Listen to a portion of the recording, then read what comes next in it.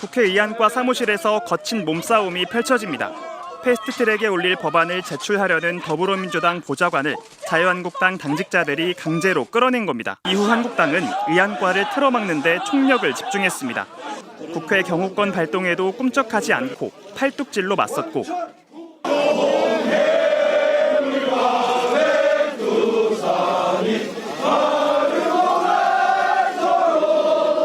사무처 직원들이 문을 열기 위해 이른바 빠루까지 동원했지만 필사적인 저지에 끝내 실패했습니다. 상황을 진두지휘한 당시 나경원 원내대표가 빠루를 손에 든 장면이 포착되기도 했습니다. 오늘도 저희가 할 수 있는 수단을 통해서 온몸으로 저항하겠습니다.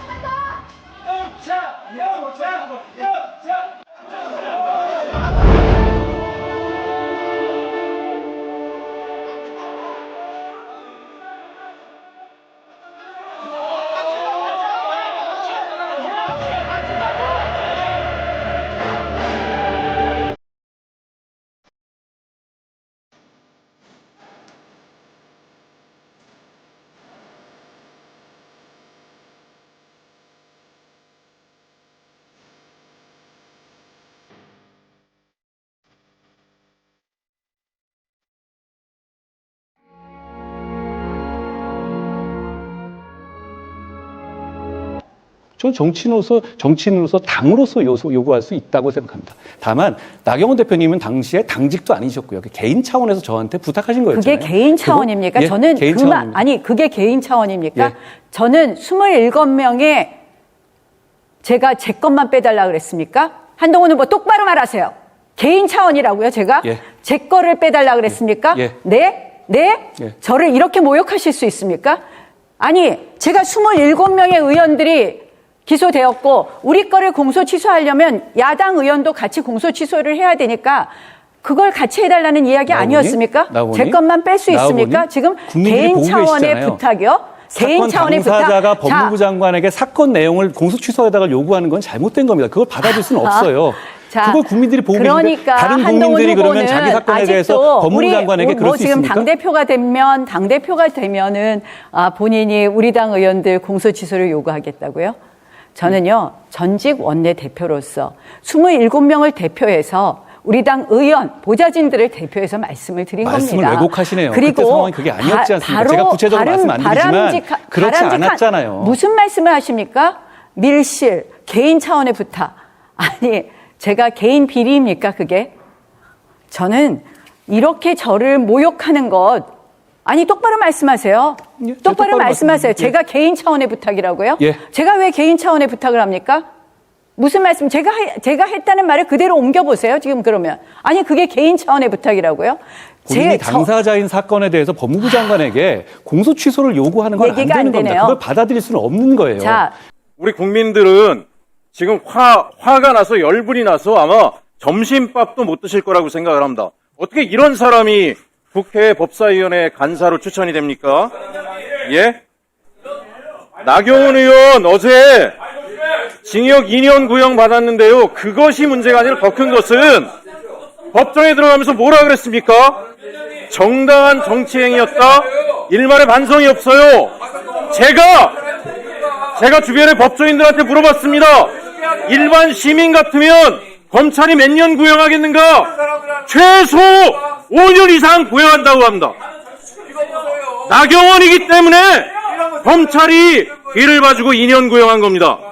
어떻게 이런 사람이 법사위원회 간사가 됩니까? 예? 한동훈 법무장관에게 청탁했지요. 사법 청탁. 일반 시민들이 전화라도 할 수 있습니까? 국회의원이라는 특권을 활용해서 자신의 안위를 위해서 사법 거래를 하려고 시도한 거 아닙니까? 지금 국민의힘 전체적으로 반성이 없어요. 왜 국민이 재판부를 믿지 못하고 사법부를 믿지 못하겠습니까? 사법부가 헌정질서에 대한 수호의 의지가 없어요. 본인들이 그런 의지가 있다면 당일날 내란 계엄이 터지는 날 헌법을 지키기 위해서 거리로 뛰어나오고 국회를 방어하고 목숨 걸고 성명을 내야죠. 다 몸살이고 접신물에 코를 쳐박고 죽어도 모자랄 사람들이 사직서도 안 내고 있어요. 국민들은 그런 재판부를 못 믿겠다라고 하는 겁니다. 그런 재판부가 내란에 대한 공정한 재판을 할 것이라고 믿지 못하고 있는 거예요. 아무 반성이 없는 국민의힘이 지금 내란을 동조하거나 옹호했을 의혹을 받고 있는 사람을 간사로 내세우니까 국민들이 반대하는 거예요. 무슨 민주당이 나치당입니까? 본인들이 나치당이지. 반성하세요. 예? 국회에 들어와서 원내대표라는 사람이 예? 수천 개의 명연박을 만들었는데 그 수천 명이 무덤 속으로 바닷속으로 들어갔으면 좋겠다라고 그런 사람 원내대표에 대해서 징계도 파면도 못하는 당이 어떻게 국민을 대의합니까? 당장 모두 사퇴하는 게 맞아요. 조희대 대법관 자기가 먼저 사직해야 됩니다. 대법관들 전체 사임새 써야 돼요.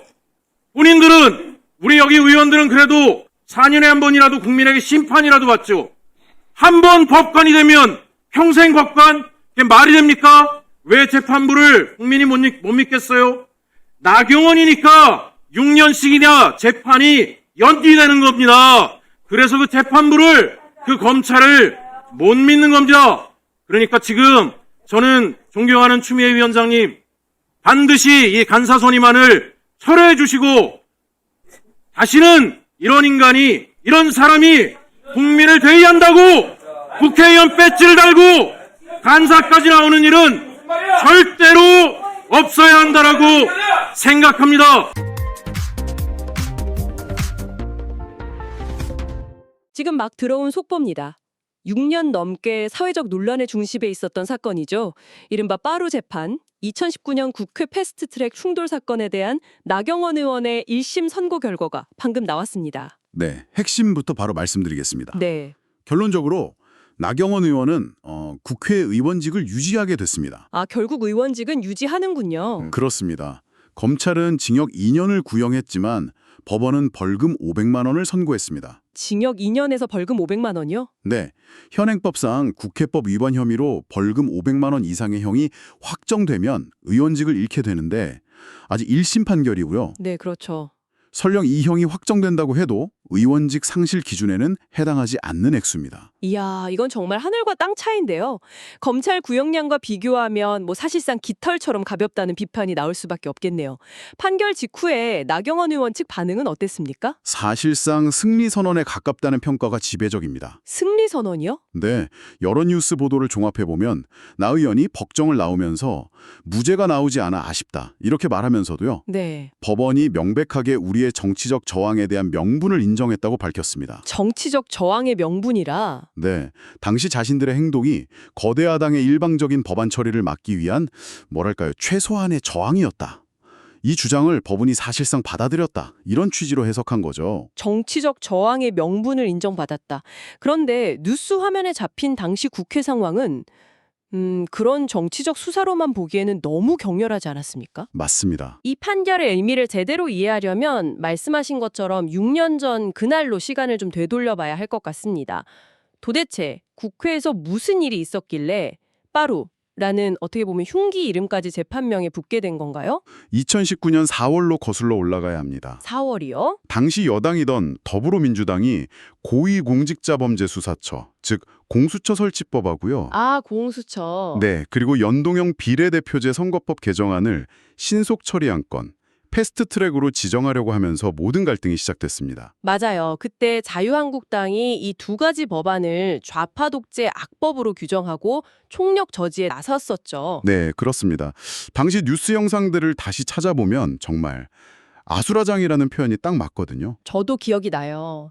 단순히 구호를 외치고 길을 막는 수준이 아니었잖아요. 아니었죠.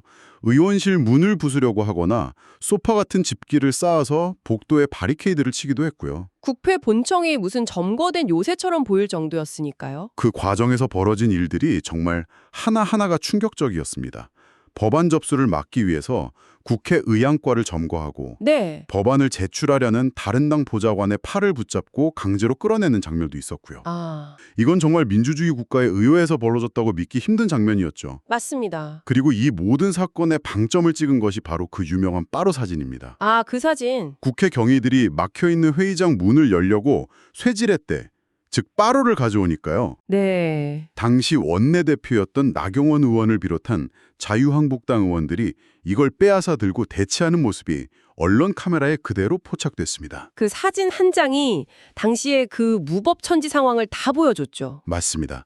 그래서 재판 이름도 빠로 재판으로 굳어진 겁니다. 자, 근데 여기서부터가 사실 오늘 이야기의 핵심인 것 같습니다. 네, 방금 말씀하신 것처럼 명백한 영상 증거, 수많은 언론 보도가 차고 넘치는데 왜 이 사건의 1심 판결이 나오기까지 6년 5개월이라는 상식적으로 납득하기 어려운 긴 시간이 걸렸을까요? 바로 그 지점입니다. 이 부분에 대해서 많은 분들이 가장 큰 의문과 또 분노를 표하고 있죠. 네, 바로 그 재판 지연 문제가 이번 판결의 본질을 꿰뚫는 핵심 키워드입니다. 재판 지연. 왜 이렇게 오래 걸렸는가?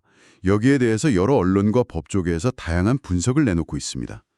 가장 먼저 그리고 가장 꾸준히 제기된 비판은 바로 이해 충돌 문제입니다. 이해 충돌이요? 좀 더 구체적으로 설명해 주시죠. 피고인인 나경원 의원의 신분과 관련된 문제거든요. 신분. 첫째는 나 의원의 남편이 당시 현직 부장판사였다는 점. 아, 그리고 둘째, 이게 더 중요할 수 있는데 나 의원 본인이 국회 법제사법위원회 소속이었다는 점입니다. 법사위요? 법사위면 법원의 예산을 심의하고 판사 인사에까지 영향을 미칠 수 있는 곳이잖아요. 바로 그겁니다. 아주 막강한 권한을 가진 상임위원회죠. 아니 잠깐만요. 그러니까 재판을 받는 피고인이 자신을 재판하는 판사 조직의 예산과 인사를 다루는 기관의 핵심 멤버로 앉아있는 상황이었다고요? 네, 바로 그 상황이었던 거죠. 이건 재판부 입장에서 엄청난 심리적 압박으로 작용할 수밖에 없는 구조적인 문제 아닙니까?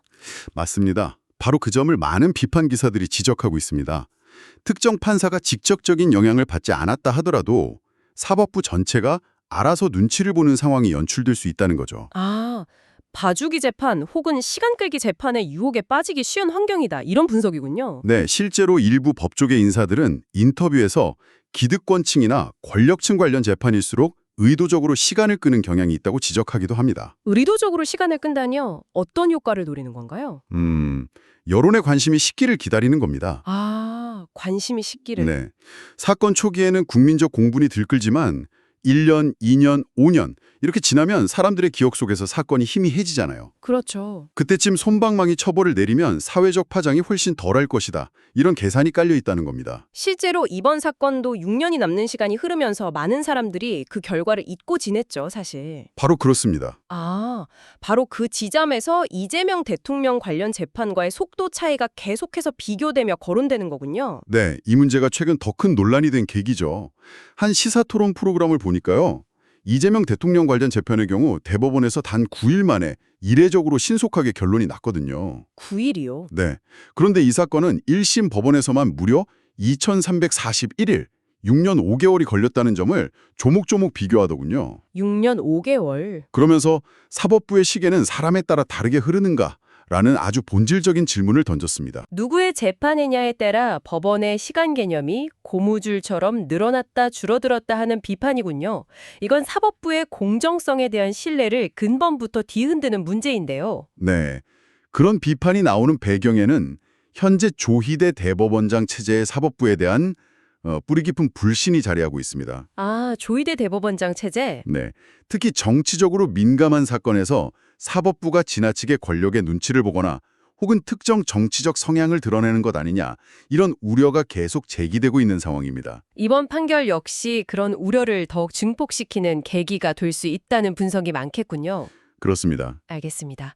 재판이 6년 넘게 지연된 배경에 그런 복잡하고 민감한 맥락들이 있었군요. 그렇다면 이 판결 자체가 앞으로 우리 사회에 어떤 영향을 미치게 될까요? 단순히 나경원 의원 한 사람의 의원직이 유지됐다는 사실, 그 이상의 파장을 우려하는 목소리가 큰 것 같습니다. 맞습니다. 많은 전문가들이 이 판결을 더 큰 그림, 즉 대한민국 사법 시스템의 신뢰도라는 거시적인 관점에서 바라보고 있습니다. 네. 특히 이 판결이 앞으로 있을 다른 중대한 재판에 미칠 영향을 예의주시하고 있는데요. 가장 많이 언급되는 것이 바로 내란 사태 관련 재판입니다. 잠깐만요. 여기서 내란 사태 재판이라는 말이 나오는데 혹시 이 사건을 자세히 모르시는 분들을 위해서 이게 어떤 사건이고 왜 오늘 이 빠루 재판 판결과 연결해서 봐야 하는지 간단하게 짚어주실 수 있을까요? 네.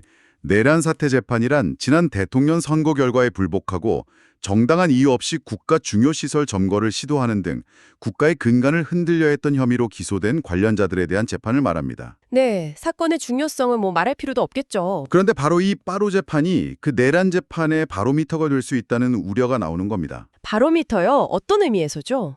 이번 판결이 사법부가 정치적으로 극도로 민감한 사건, 특히 현직 국회의원 같은 권력층이 연루된 사건을 어떻게 다루는지를 보여주는 아주 중요한 선례 혹은 신호가 될 수 있다는 뜻입니다. 아, 그러니까 이번 판결이 일종의 시금석처럼 여겨진다는 거군요. 네, 국회에서 벌어진 물리적 폭력이라는 어떻게 보면 영상 증거가 차고 넘치는 명확한 사건에 대해서조차 사법부가 6년을 끌고 사실상 정치적 행위였다는 명분을 인정해주는 듯한 판결을 내렸다면 훨씬 더 복잡하고 이념적으로 첨예한 내란 관련 재판에서는 과연 어떤 판결이 나올 것인가 이런 우려의 목소리가 나오는 거고요. 바로 그 지점입니다. 논리가 아주 명확하죠. 네. 국회 내 폭력 행위에 대해 의회 독재에 대한 저항이라는 명분을 인정해 준다면 국가 시스템 자체를 부정하려 했던 행위에 대해서는 어떤 논리로 더 관대한 판결이 나오지 않으리란 보장이 있느냐는 겁니다. 아, 이번 판결이 권력층에 대한 사법부의 봐주기 판결, 정치적 판결이라는 인식을 강화시키면서